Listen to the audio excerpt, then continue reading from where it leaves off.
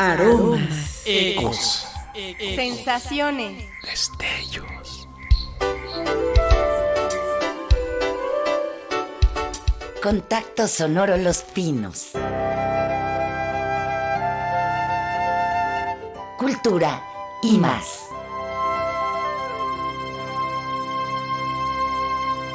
¡Qué gusto saludarles! Hola, todo el equipo que hace posible este programa les da la más cordial bienvenida a una nueva emisión de Contacto Sonoro. Así es. Esperamos ser una agradable compañía para ustedes, así que los invitamos a que permanezcan en nuestras frecuencias.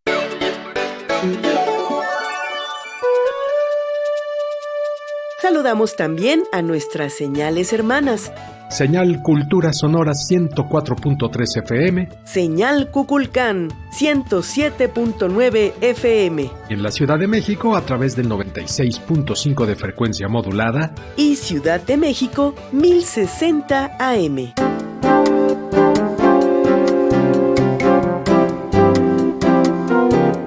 Hoy, Gaby, amigos, amigas, retomaremos esta sección que a mí personalmente me encanta.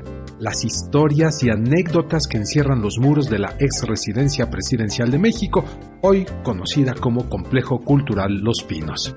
Compartiremos con ustedes una amena conversación que sostuvimos con Billy Kautz, director del Proyecto Siqueiros, conformado por la Sala de Arte Público y La Tallera. Y por otro lado, en nuestra sección de reportaje, Sayuri nos ofrece la segunda entrega sobre un tema que estuvo la semana pasada delicioso y promete estar esta semana también delicioso. Bebidas calientes tradicionales. ¿Ya tiene su chocolate en la mano? ¡Ya está todo listo! ¡Empezamos! ¿Qué sucedió? Historia de los Pinos. Manuel Ávila Camacho fue un militar y político mexicano que participó en la Revolución Mexicana y desempeñó el cargo de presidente de México del 1 de diciembre de 1940 al 30 de noviembre de 1946. Durante su presidencia fue apodado como el Presidente Caballero. Y cabe resaltar que durante su administración se completó la transición del liderazgo militar al civil. Una época de muchos cambios en nuestro país y también de resistencia a los mismos. Y esto se vio reflejado, entre otras cosas, por las diversas peticiones que recibió el recién elegido presidente Manuel Ávila Camacho.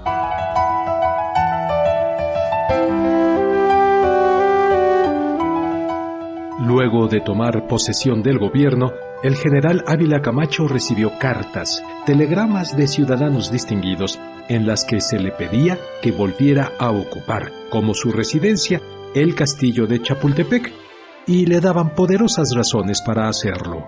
Una de estas cartas, escrita por el veterano de la Revolución, Ángel Quirós Martínez, le decía: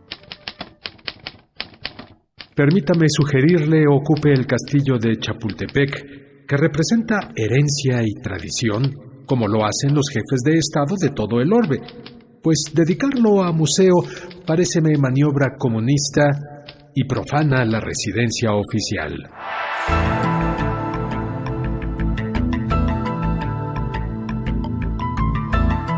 En otra misiva, enviada y firmada por Alcalá y González, en octubre de 1941, se lee: Por no sabemos qué error, otros gobiernos no han seguido este procedimiento, y es por esto que, en forma respetuosa, hacemos la sugerencia, debido sobre todo a que los extranjeros que nos visitan critican con más o menos actitud el hecho de que no haya residencia especial donde puedan asistir. Embajadores, diplomáticos, a quienes hay que recibir con la etiqueta protocolaria natural en estos casos, hasta en los países más humildes. En cartas anteriores, puestas en el corriente año, se le pidió que ocupara con su familia el castillo de Chapultepec, que debe ser la residencia oficial del presidente de la República. Hoy insistimos en esta petición de la manera más respetuosa y aprovechando esta oportunidad para enviarle un saludo afectuoso. En tanto, el licenciado Isidro Castorena, en octubre de 1941, le dice: Todos sus amigos le habrán pedido alguna cosa y yo también le voy a pedir una.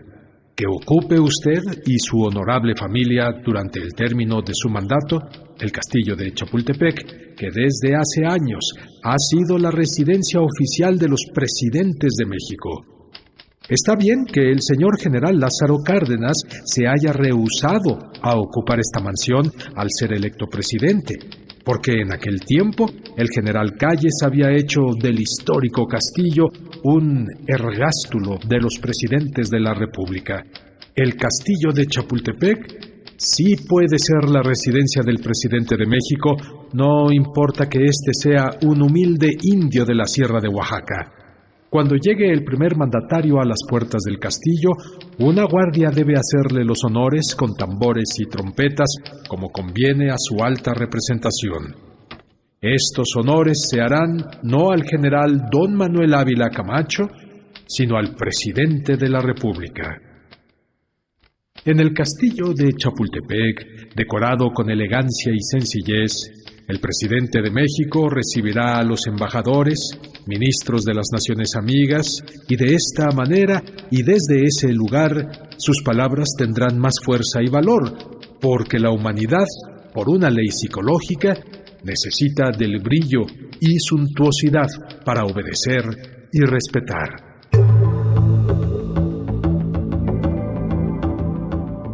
Sin embargo, a pesar de las opiniones de algunos mexicanos que no estaban de acuerdo, el cambio ya se había dado y los tiempos no estaban para dar marcha atrás en los avances ya logrados. El castillo de Chapultepec ya era museo bajo la coordinación del Instituto Nacional de Antropología que había sido creado por el general Cárdenas.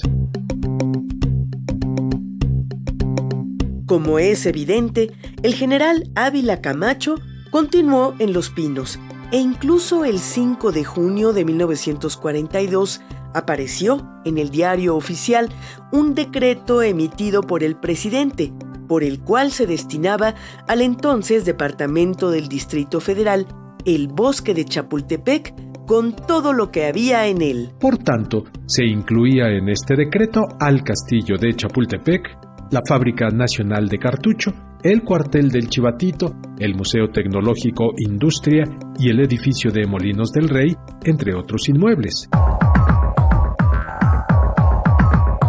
Comunícate con nosotros. Facebook, Contacto Sonoro Los Pinos. Correo electrónico, contactosonoro@gmail.com. O con un mensaje de texto o voz a través de WhatsApp 55 12 33 29 15. Ahora vamos con otras letras, más allá de las cartas leídas anteriormente, para colorear el alma.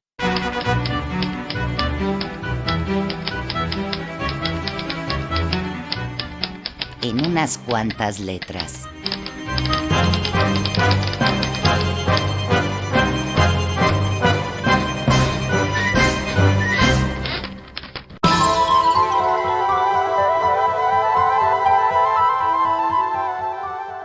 A ti, sonoro, puro, quieto, blando, incalculable al mar de la paleta, por quien la neta luz, la sombra neta en su transmutación pasan soñando.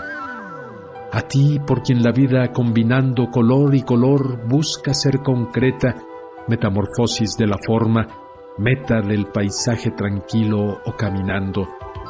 A ti, armónica lengua, cielo abierto, descompasado Dios, orden, concierto, raudo relieve, lisa investidura. Los posibles en ti nunca se acaban. Las materias sin términos te alaban. A ti, gloria y pasión de la pintura.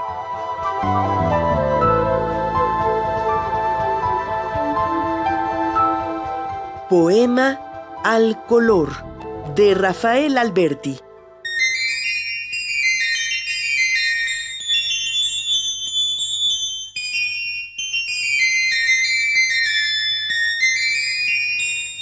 Aunque es más conocido como poeta, Rafael Alberti tuvo como primera vocación la pintura.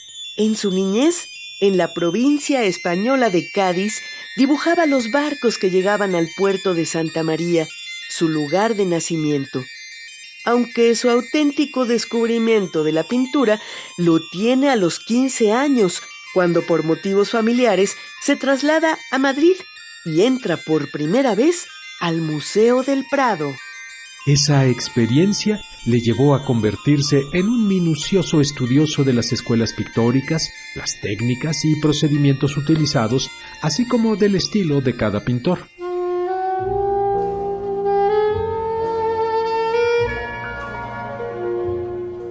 Alberti nunca abandonó la pintura. Sin embargo, su centro de inspiración fue la poesía.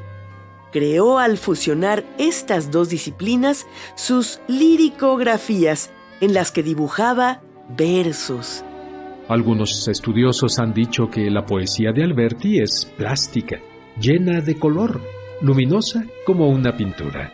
Integrante de la generación del 27, Rafael Alberti recibió en 1924 el Premio Nacional de Poesía, convirtiéndose en una figura importante de la lírica española.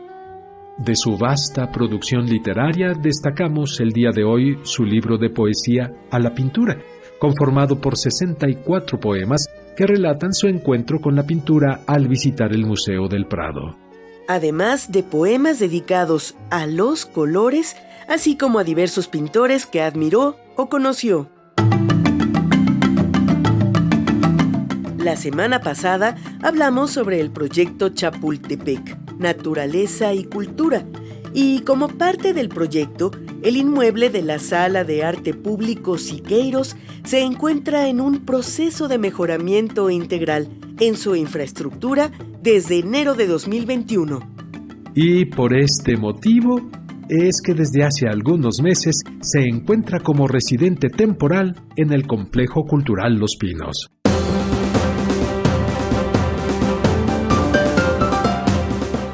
Con la exhibición de la muestra David Alfaro Siqueiros, la construcción de lo público, a la que en otro momento les hemos invitado a visitar. Y para conocer un poco más sobre esta muestra y otros temas relacionados a las artes plásticas, escuchemos al director de la Sala de Arte Público Siqueiros.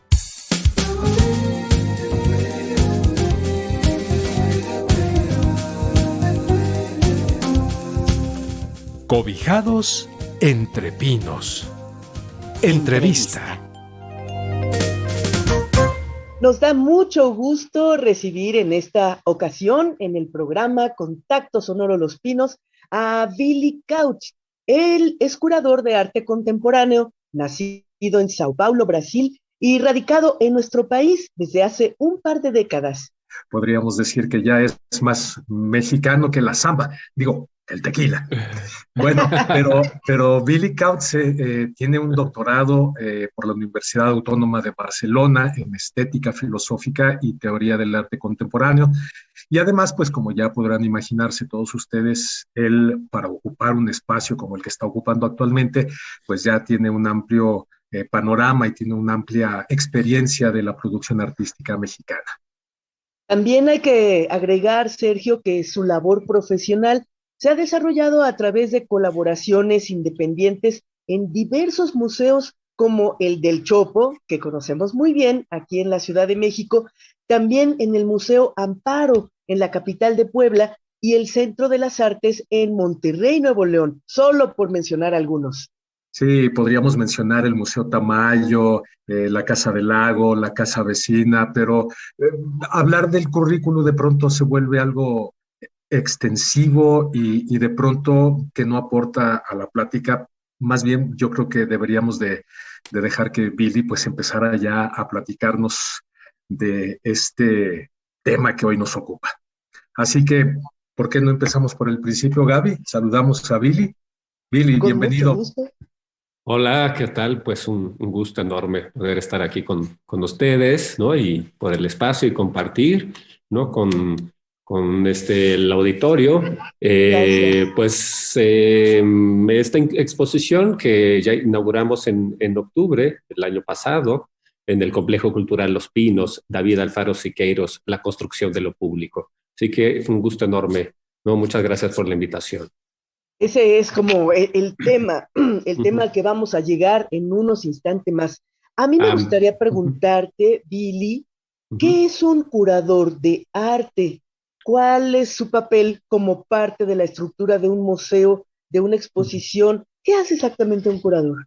Estorbar. No, no es cierto. Ah, Es la O sea, figura estorbar. incómoda. ¿En No, qué no es cierto. sentido? Este, Mira, un curador de arte, digo, hay muchas maneras de entender la curaduría. Es un campo que se ha profesionalizado no muchísimo, yo diría, en los últimos 30 años, sobre todo cuando empezaron a surgir maestrías enfocadas a lo que hoy conocemos como práctica curatorial, ¿no? Pero en sí, cada curador es digamos, una combinación de recursos teóricos, conocimientos diversos. Cada curador, digamos, que tiene su propio bagaje y manera de entender la curaduría. Entonces yo diría que hay tantas formas de escribir, explicar la curaduría como curadores, ¿no? Y es una cosa exponencial. Antes decíamos que levantas una piedra y aparece un artista. Hoy levantas una piedra, aparece un artista y tres curadores, yo diría, ¿no? Como que hay muchísimos curadores en el mundo. Y claro, porque fue surgiendo mucho la necesidad de esta función. Y ahora regresando a la pregunta, ¿en qué consiste realmente? La curaduría o la figura del curador, como la entendemos hoy, es un término anglosajón, ¿no? Es el curator, o que pues en lo que antes solía ser el conservador, el que cuida las colecciones de los museos, ¿no? El término francés, ¿no? Del conservador, ¿no? Que luego en español se sigue usando, muchas veces no se usa la palabra anglosajona curator, ¿no? Que se tradujo como curador, la empezamos a utilizar, es un anglicismo, podríamos decir, sino que en España, por ejemplo, siguen utilizando el comisario, ¿no? Como una traducción del francés del commissaire, ¿no? Entonces, el curador inicialmente es esta persona que cuida, el especialista en el patrimonio, en la colección de los museos, pero digamos que el arte en el siglo XX sufrió modificaciones estructurales muy profundas, ¿no? En cómo se produce, en cómo se piensa y cómo se relaciona con la sociedad. Se relaciona de la sociedad, ¿no? Como con un compromiso crítico, y el arte, digamos, al dejar su ámbito vinculado a la religión, ¿no? Eh, o a la propaganda, y al convertirse en un ejercicio autónomo, podríamos decir, de una persona que se expresa, ¿no? Expresa su subjetividad, ¿no? Estamos hablando ya de un concepto romántico de arte. Se fue volviendo un poco más opaco y surge la figura del crítico y eventualmente surge la figura del curador como lo entendemos hoy día. Entonces el curador es este mediador entre el artista y un público, porque el arte ya no es algo que se comprende a golpe de vista, ¿no? Sino que pues hay contenidos que pues reflexivos, que muchas veces requiere de una cierta asistencia, ¿no? Para que sea accesible, ¿no? Para que se pueda comprender. La experiencia estética, si bien es un ejercicio libre, ¿no? Podríamos decirlo, el conocimiento estético es un conocimiento muy particular, ¿no? En el campo filosófico, ¿no? Del pensamiento filosófico y del uso de conceptos. Entonces, pues esto hizo que el campo del arte requiriera, o poco a poco en ese campo, ¿no? Que se fue profesionalizando, surgiera esa necesidad de la mediación. Y pero eso hoy día se habla de curaduría pedagógica, que es la gente que se enfoca propiamente en la mediación, no tanto en el objeto artístico. Hay curadores que se enfocan mucho más en las exposiciones, hay curadores que se enfocan a programas públicos, los formatos son muy variados, pero digamos que en esencia, ¿no? Para responder de una manera muy concreta a la pregunta, el curador es un mediador entre el artista y los públicos del arte.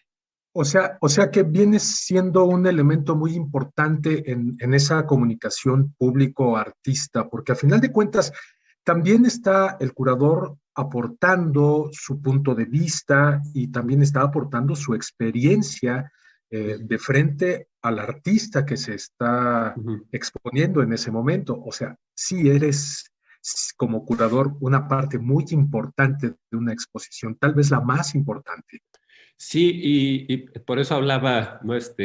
Bueno, un tono de broma, ¿no? Es un estorbo. Porque No, de ninguna manera. es un facilitador realmente, pero que también, por ser una persona a la que se le ha asignado, ¿no? Por cómo se produce y circula el arte y se presenta el arte hoy día, y los contenidos del arte no son tan evidentes como tal vez lo fueron en otras épocas. Entonces, esa mediación adquiere justamente un cierto protagonismo y esto también pues ha causado un poco de incomodidad, ¿no? Ha sido muy discutido, ¿no? También, ¿no? Ok, el poder que ejerce el curador, ¿no? En determinar lo que es válido artísticamente en un momento, ¿no? Los discursos de los curadores empiezan a hacer diagnósticos también de época de lo que es válido artísticamente en un cierto momento, lo que vale la pena, cómo se interpreta, qué relación tiene con su contexto histórico, social y político, etcétera. Es un Pero, especialista en toda la materia del arte, podría pero, decirse. pero Sí, antes de ser un explicador, yo creo que es importante el conocimiento. Mira, entrando un poquito más en materia de lo que hoy nos ocupa esta exposición David Alfaro Siqueiros, la construcción de lo público, más allá de que tú como curador nos vas a presentar un mundo desconocido para nosotros, y este mundo se traduce en un David Alfaro Siqueiros, porque muchos mexicanos hemos escuchado el nombre de David Alfaro Siqueiros, algunos conocemos su principal trabajo, que son los murales, que formó parte de una tríada de muralistas importantísimos en México, pero de ahí en fuera, ser capaces o tener la habilidad de, por ejemplo, interpretar su obra, pues yo creo que eso solo es por medio de ese instrumento que es el curador. Yo creo que ahí es donde yo me refería a la importancia de esta profesión. sí, no, sin duda alguna, ¿no? Y como cualquier figura que juega un papel relevante en la construcción, elaboración de contenidos, interpretación de obras de arte, pues claro que también tiene una responsabilidad grande y por supuesto, como cualquier figura de autoridad o que ejerce algún poder, siempre va a ser una figura cuestionada, ¿no? A eso me también, y es parte, Claro. es obviamente, pues debe de ser cuestionada y entre nosotros mismos disputamos muchas veces ciertas narrativas, si tienen un cierto sesgo, si faltan algunos capítulos, ¿no? En la historiografía del arte, artistas que no han sido considerados, y todo eso hacemos los curadores, que somos una mezcla de teóricos del arte, historiadores del arte, escritores, y en fin, cada curador tendrá como sus herramientas, sus maneras de hacer la curaduría, pero por lo general es gente que sabe, o sea, yo considero que el conocimiento que debe de tener el curador es el de historia del arte y de teoría del arte para, pues, justamente poder entrarle al juego. Y después, si tiene otros bagajes, qué bien. Hay muchos curadores que vienen de la literatura y que, por supuesto, que saben, tal vez no tuvieron la formación de historiador del arte, pero saben, ¿no? Pues de alguna manera fueron aprendiendo Cómo la estorbar. historiografía claro, y cómo meter su cuchillo también al pastel, ¿no? Hemos estado invitando a nuestro público a que visite el Complejo Cultural Los Pinos, porque ahí está esta exposición, David Alfaro Siqueiros, La construcción de lo público, que ya mencionaba Sergio. Vamos a, bueno, no sé, hablando de la curaduría, desde luego que un curador debe conocer al artista. A lo mejor las nuevas generaciones no saben quién es David Alfaro Siqueiros. Yo podría nada más aportar que es un pintor, como bien mencionaba Sergio, dentro de estos tres grandes del muralismo mexicano, José Clemente Orozco, Diego Rivera. Él nació en Camargo, Chihuahua, en 1898, 96, por ahí está un poco confuso el año, pero es un hombre que no solamente se dedicó a la pintura, se dedicó a muchas otras actividades en lo social, pero siempre tuvo en su alma, en su tarea, retratar a su entorno, la situación de lo que él veía, de lo que a él le impresionaba o le dolía. Pudo retratar todo esto en su obra y eso es, digamos, lo más revelante, lo más relevante. Billy, ¿qué resaltarías de la obra del maestro David Alfaro Siqueiros? ¿Qué es lo más en lo que debemos fijarnos para apreciarla, para impresionarnos? Yo creo que lo que acabas de mencionar es el compromiso público que tenían los muralistas en general, ¿no? Como parte de una generación que justo surge, ¿no? De un movimiento de transformación social, ¿no? De la revolución del 1910. Y pues son personas que por razones históricas les tocó un momento de transformación y pensar justamente en un arte que pudiera también colaborar en esa transformación social que puso en marcha la revolución, ¿no? Y que, bueno, se empieza a desarrollar a partir, ¿no? de las políticas educativas vasconcelistas, ¿no? Entonces, ser un arte, aquí lo importante es esto, de dejar, ¿no? Mencionar, o sea, cómo el curador puede ser un estorbo. De repente estamos hablando mucho de curaduría y tal, lo cual es muy importante porque efectivamente mucha gente no sabe lo que hace un curador, ¿no? Y qué papel juega, ¿no? Dentro del sistema artístico. Pero regresando a Siqueiros, entonces justamente es esa vocación pública, fuerte compromiso con las transformaciones sociales y cómo de esto trata la exposición también, cómo el arte participa en esta construcción de lo público, que no es solo un arte como un goce estético, privado, individual, subjetivo, sino un instrumento de transformación social, ¿no? Que para mucha gente lo que hacían los muralistas es una mezcla, digamos, la vertiente en la cual muchos de ellos participaron, que es el realismo, ¿no? Entonces también es un arte que se concibe también como propaganda, ¿no? Una propaganda que busca justamente la transformación de las conciencias, la construcción de una nueva ciudadanía. Y entonces hay un concepto que me parece que es clave para entender la diferencia entre Siqueiros y un artista o los muralistas, también podríamos decir, no es el único, que más allá de buscar una expresión individual, ¿no? Está buscando crear un sistema de comunicación y a través de este compromiso, ¿no? Tácito con la transformación política.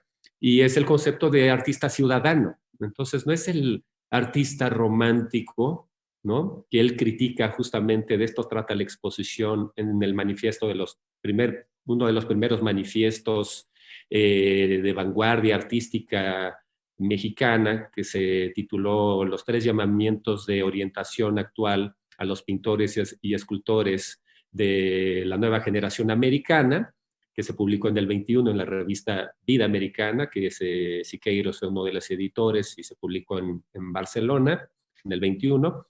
Entonces, justamente él hablaba de la importancia de lo constructivo, es decir, de construir un sistema sistema, ¿no?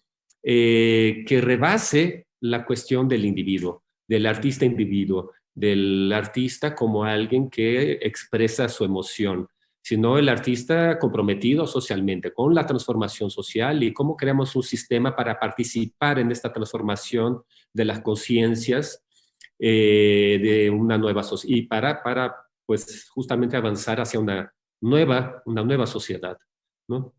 Billy, Entonces, estamos digamos, hablando de la década de los 20, imagínate, pues ujú, es un personaje de su época, hace una 100 época de años grandes, ya. exacto, estamos celebrando el centenario del muralismo y esta exposición está en el marco de esa conmemoración, de esa efeméride. ¿Dirías, Billy, que fue así como David Alfaro Siqueiros rompió con los cánones establecidos en su época al involucrarse, no hablando desde su intimidad, sino hablando por los demás? La temática del arte debe consistir en el hombre y sus problemas. Ujú. Digamos que él de alguna manera rompió con esos cánones poniéndose en esta posición, pues yo me imagino que sí. Sí, yo creo que sí, porque hay un cambio no solo en los formatos artísticos, pero también en el concepto, en cómo uno se concibe como artista y la función que tiene social que tiene el artista como parte de estas transformaciones que se colocaron en marcha, ¿no? A principios del siglo pasado,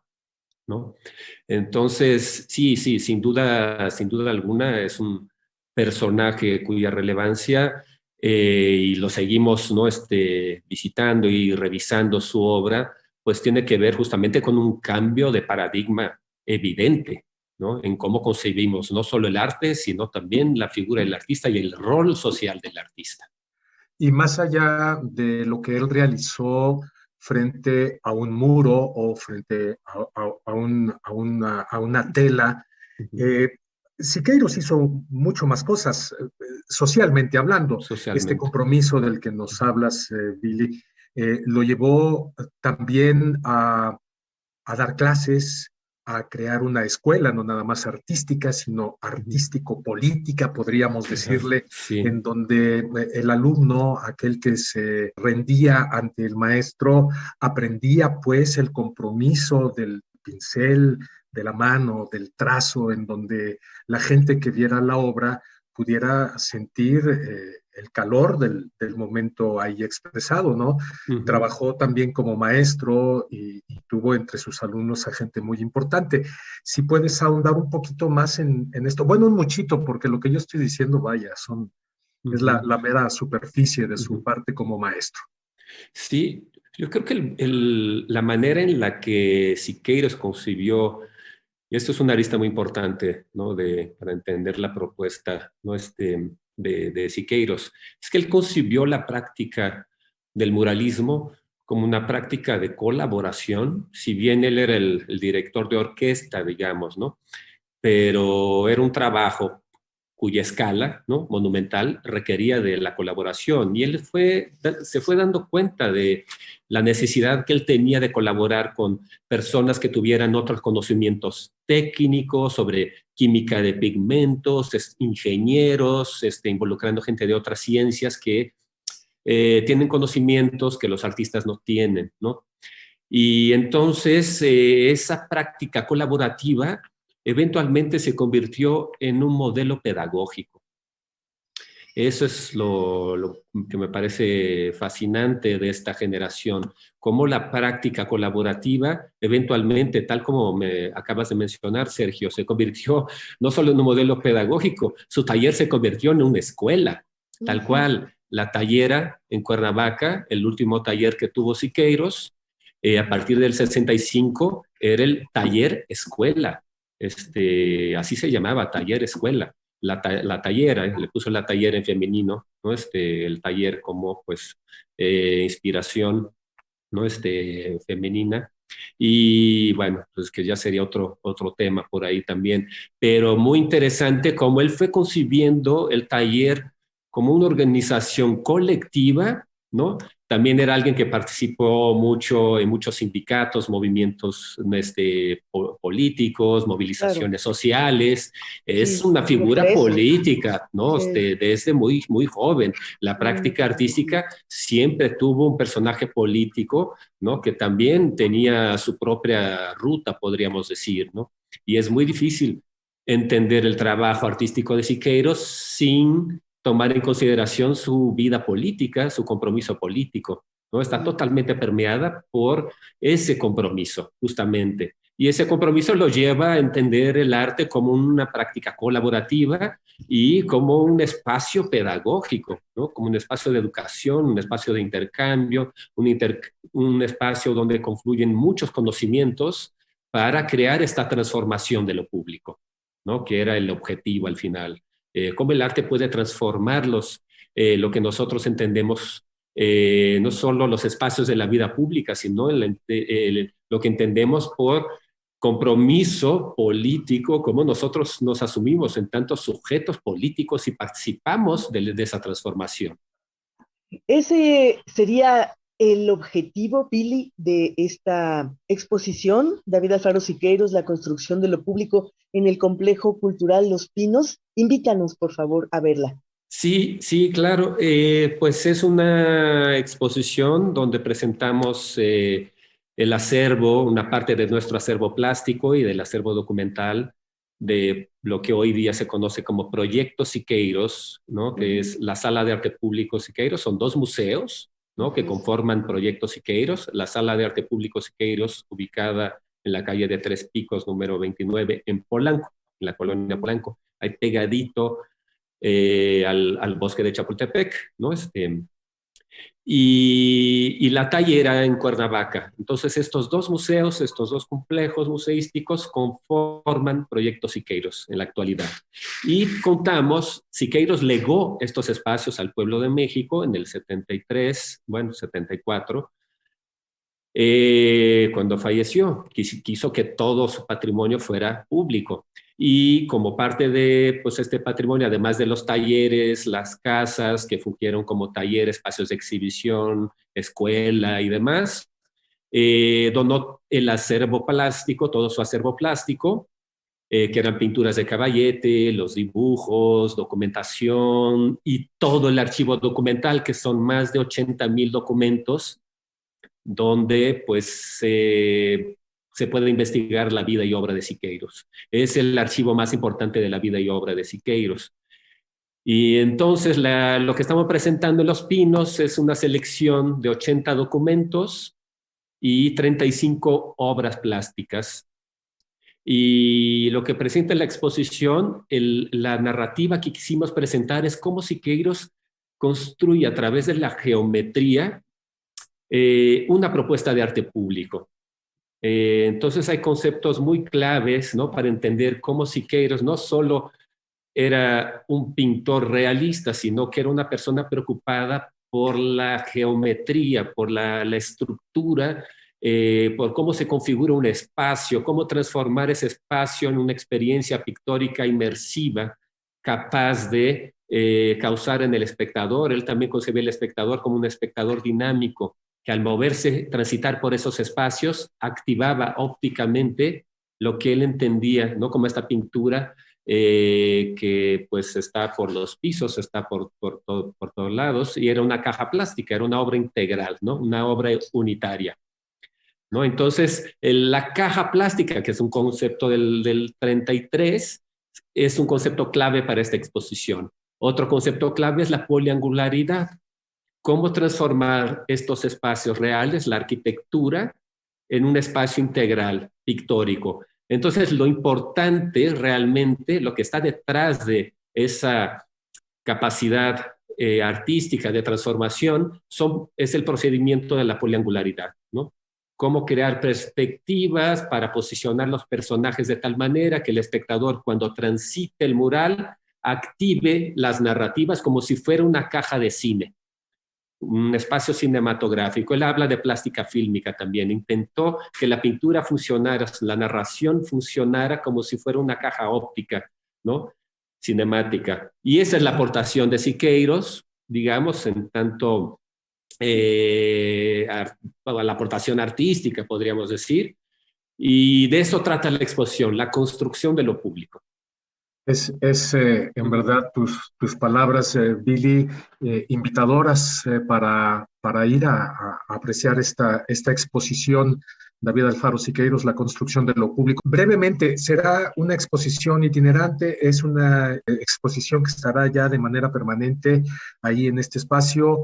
¿Qué horarios están abriendo? En fin, danos datos más para el público que nos escucha. Ok, la exposición se abre de martes a domingo de 11 a 5 de la tarde en el Complejo Cultural Los Pinos, en la Casa Miguel de la Madrid. Y sí estamos pensando, la exposición fue pensada para una itinerancia, justo estamos definiendo la itinerancia que va a tener la exposición. Y bueno, pues para nosotros poder presentar nuestro acervo plástico en ese recién inaugurado complejo cultural, pues fue un honor. Estamos como invitados a una residencia institucional y a partir de esta residencia hicimos esta propuesta expositiva.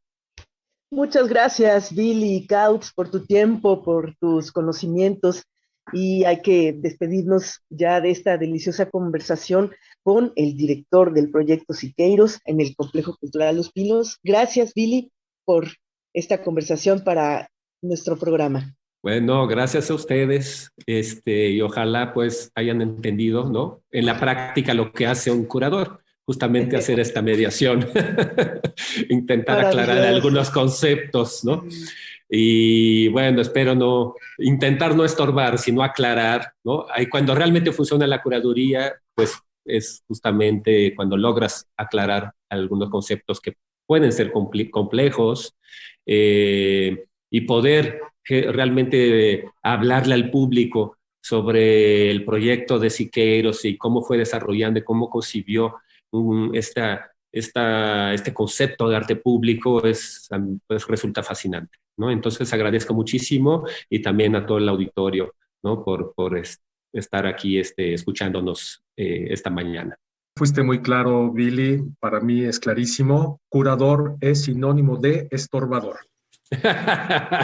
Necesitaremos más tiempo después para hablar de David Alfaro Siqueiros, porque su obra es amplia, es vasta y no es suficiente este espacio. Así que quedas invitado para una próxima emisión. Por lo pronto te agradecemos mucho el día de hoy. Muchísimas gracias. Comunícate con nosotros. Facebook, Contacto Sonoro Los Pinos. Correo electrónico, contactosonoro@gmail.com. O con un mensaje de texto o voz a través de WhatsApp 55 12 33 29 15. Como lo prometido es deuda y Sayuri siempre cumple con lo que promete, escuchemos la segunda parte de su reportaje sobre las bebidas tradicionales mexicanas, elaboradas con cacao y otros maravillosos ingredientes. Grata es nuestra sorpresa que nos topamos con el libro de Fray Bernardino de Sahagún, en donde nos narra cómo elaboran las bebidas de cacao en Tenochtitlan. Lo prometido es deuda. Hoy, de la mano del fundador Fernando Rodríguez, develamos los ingredientes primarios que utilizan para elaborar sus aguas preciosas. Una taza de historia, 2 cucharaditas de letras y una pizca de leyendas. Atlaquetzanamacac. Él nos habla de esta persona que muele el cacao, que lo airea y que lo combina con tlezóchil, con mecazóchil, con tlisóchil, con elosóchil y con todos los óchiles que nos narra ahí Sahagún.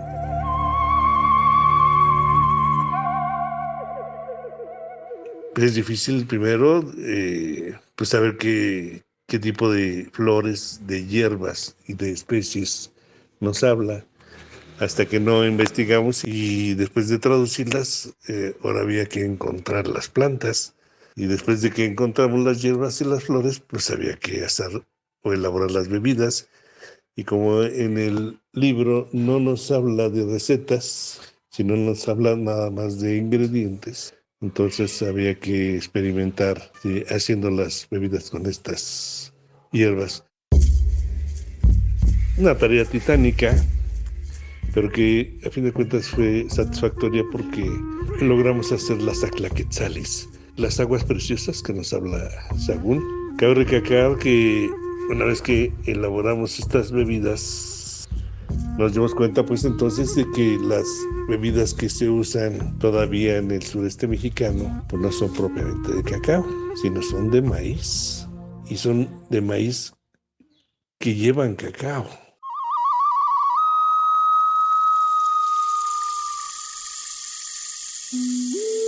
Y lo que nos habla Sahagún en esta parte son de las Atlaquetzalis, que son bebidas de cacao con flores, con hierbas, con chiles, con especies, y que son distintas a las que tradicionalmente elaboran en el sureste mexicano. Tan es así que en algunas partes de Chiapas pues nos han ensalzado el hecho de hacer el pozol, estilo teotihuacano.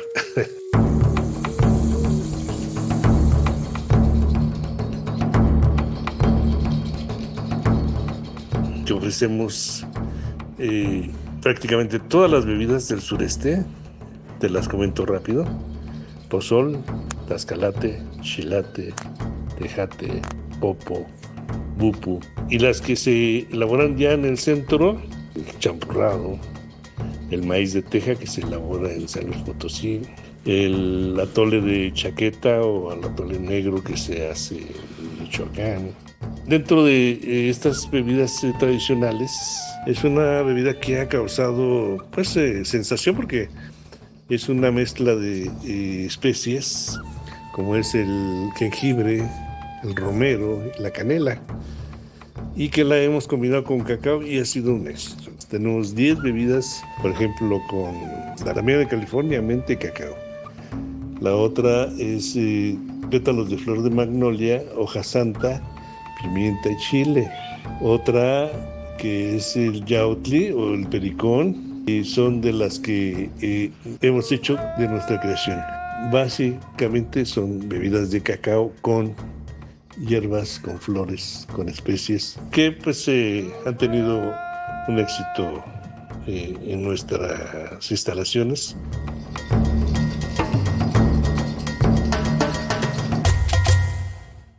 Como escuchamos, Chocolate Macondo no solo se encarga de salvaguardar estas páginas de la historia nacional en forma de líquidos diversos, también está fielmente comprometido a compartir sus conocimientos a través de talleres, charlas, festivales y dinámicas. La pandemia ha limitado sus actividades, sin embargo, ellos continúan descifrando letras y creando bebidas.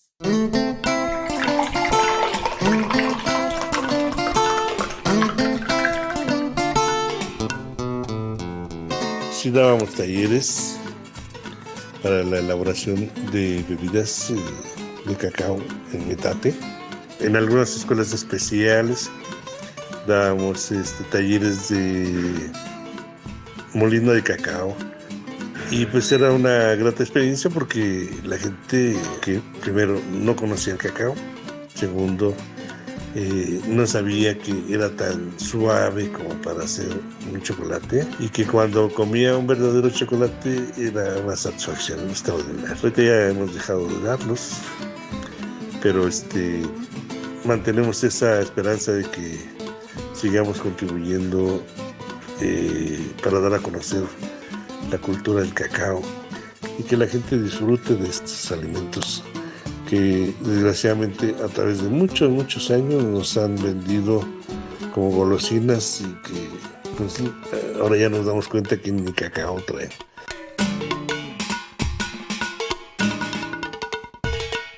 Los invitamos a que nos acompañen y visiten nuestras instalaciones en la calle de los Aguahuetes o calle Adolfo López Mateos número 3, en el centro de San Juan, Teotihuacán. Las redes sociales son chocolatemacondo@hotmail y chocolatemacondo o chocolatería Macondo Teotihuacán. Ahí nos pueden encontrar en estas redes y agradezco la invitación a esta plática. Con mucho gusto estamos a la orden. Un abrazo. Para Contacto Sonoro Los Pinos, Sayuri Sánchez.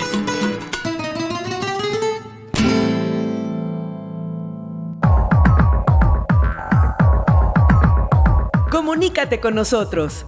Facebook, Contacto Sonoro Los Pinos. Correo electrónico contactosonoro@gmail.com. O con un mensaje de texto o voz a través de WhatsApp 55 12 33 29 15. Cedemos los micrófonos a Max y Sayuri para que nos den a conocer las recomendaciones para el próximo fin de semana.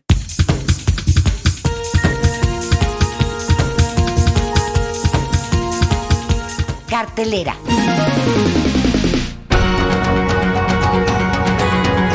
Y ahora que conocimos un poco más sobre lo que es la labor del curador, te invitamos a que el próximo sábado acompañes a la curadora Cristian Gómez, en punto de las 11 horas en el Museo Rufino Tamayo. Día en que ofrecerá una visita guiada y posteriormente una charla sobre una artista portuguesa cuya obra es parte del acervo del museo.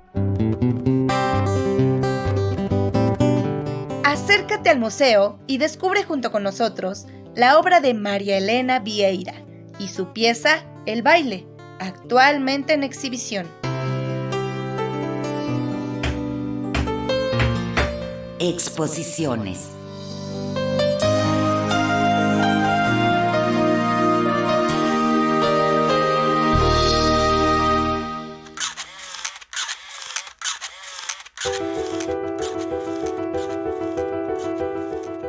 Y si después de esa visita guiada te encaminas al Complejo Cultural Los Pinos, no dejes de admirar la exposición fotográfica que se encuentra en las rejas de Chapultepec.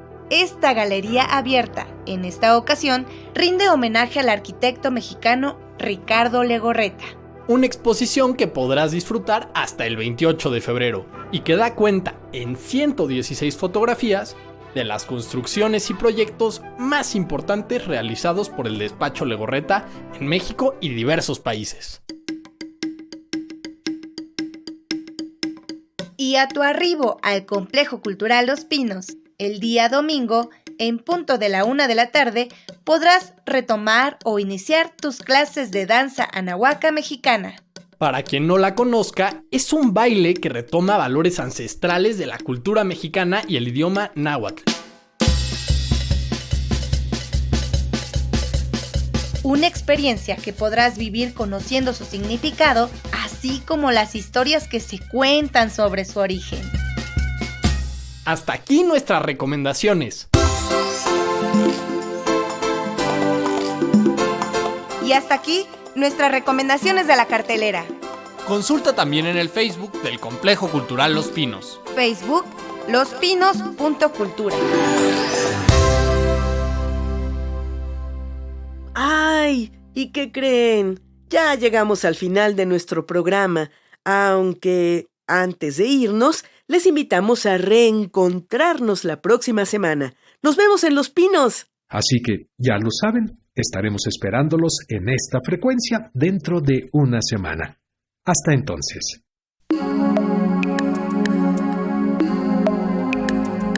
Más allá de fronteras y tiempos. Más allá de fronteras y tiempos. Cita con el arte.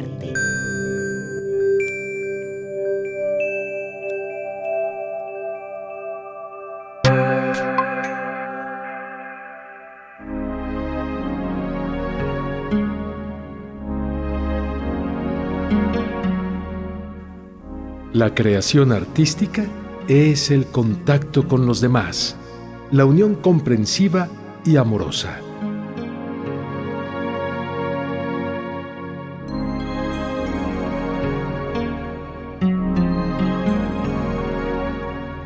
David Alfaro Siqueiros, pintor.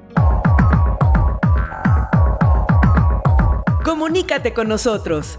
Facebook, Contacto Sonoro Los Pinos. Correo electrónico contactosonoro@gmail.com. O con un mensaje de texto o voz a través de WhatsApp 55 12 33 29 15.